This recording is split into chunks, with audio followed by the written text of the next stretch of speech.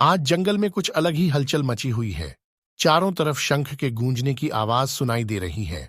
सभी जानवर उस आवाज की तरफ खींचे चले जा रहे हैं।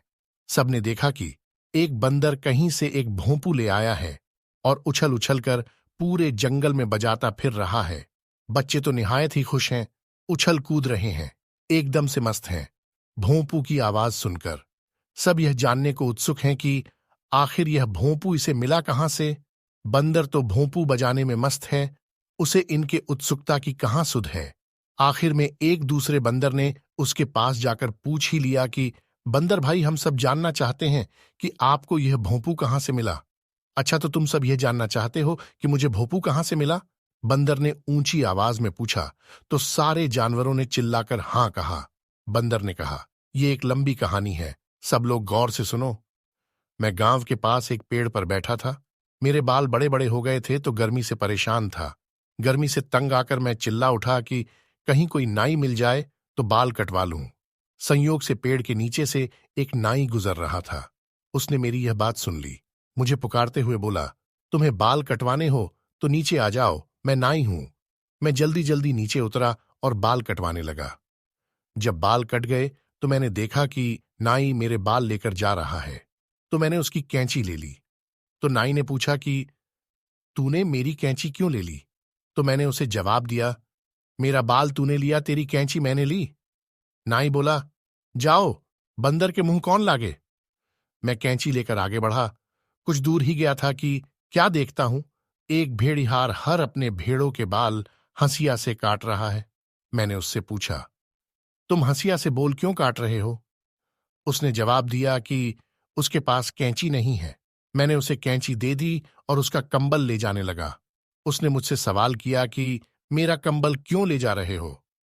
मैंने कहा, मेरा बाल नाई लिया, नाई की कैंची मैंने ली, मेरी कैंची तूने ली, तेरा कंबल मैंने लिया। भेड़िहार बोला, जाओ, बंदर के मुंह कौन लगे। कंबल लेकर मैं आगे बढ़ा। कुछ दूरी तय की तो क्या देखता हूं, एक बनिया कपड़े में भेली लपेटे चला जा रहा है, लेकिन कपड़ा फटा होने की वजह से भेली गिर रही थी। मैं झटपट उसके पास गया और बोला कि तुम्हारी भेलियां गिर रही हैं, और उसे कंबल दे दिया।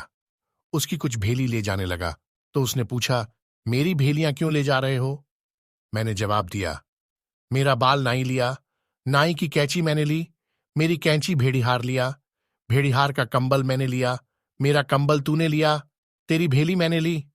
बनिया ने कहा, जाओ, बंदर के मुंह कौन लगे। तो मैं आगे बढ़ गया। आगे जाकर क्या देखता हूं कि एक घर में एक बुढ़िया अलाप रही है कि मुझे भेली मिल जाए तो गुलगुले बना लूं। मैंने उसे भेली दे दी और वहीं बैठा रहा। जब बुढ़िया ने गुलगुले बना लिए तो उसमें से कुछ गुलगुले मैंने ले लिए।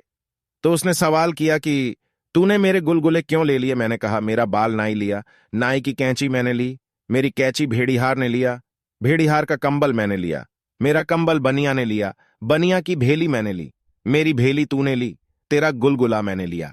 बुढ़िया बोली, जाओ, बंदर के मुंह कौन लगे। थोड़ी दूर आगे जाता हूं तो देखता हूं कि एक किसान अपनी पत्नी को खाने के लिए डांट रहा है कि खाना नहीं बनाया, इससे तो अच्छा होता कि कहीं जाकर मर जा। मैंने झट से किसान को गुलगुले दे दिए और उसकी पत्नी को लेकर आगे बढ़ा तो किसान बोला, मेरी औरत को लेकर कहां जा रहे हो? तो मैंने जवाब दिया, मेरा बाल नाई लिया, नाई की कैंची मैंने ली, मेरी कैंची भेड़िहार ने लिया, भेड़िहार का कंबल मैंने लिया, मेरा कंबल बनिया ने लिया, बनिया की भेली मैंने ली, मेरी भेली बुढ़िया ने लिया, बुढ़िया का गुलगुला मैंने ली, मेरा गुलगुला तूने लिया, तेरी औरत मैंने ली। किसान ने कहा, जाओ, बंदर के मुंह कौन लगे। सुनकर मैं आगे बढ़ा। तभी मेरी नजर एक बूढ़े पंडित पर पड़ी जो अलाप रहा था, ईश्वर कहीं से एक औरत का इंतजाम कर दें, नहीं तो बुढ़ापा कैसे कटेगा। मैंने ले जाकर औरत उसको दे दी और उसका भोंपू ले लिया। पंडित बोला, मेरा भोंपू कहां ले जा रहे हो? मैंने कहा, मेरा बाल नाई लिया, नाई की कैंची मैंने ली, मेरी कैंची भेड़िहार ने लिया, भेड़िहार का कंबल मैंने लिया, मेरा कंबल बनिया ने लिया, बनिया की भेली मैंने ली, मेरी भेली बुढ़िया ने लिया, बुढ़िया का गुलगुला मैंने ली, मेरा गुलगुला किसान ने लिया, किसान की औरत मैंने ली, मेरी औरत तूने ली, तेरा भोंपू मैंने लिया। पंडित ने जवाब दिया, जाओ, बंदर के मुंह कौन लगे। और भोंपू लेकर मैं जंगल आ गया। भोंपू मिलने की दास्तां सुनकर सारे जानवर खुश थे। अब सब बंदर से कह रहे थे, लाओ एक बार मैं बजाऊं, लाओ एक बार मैं बजाऊं।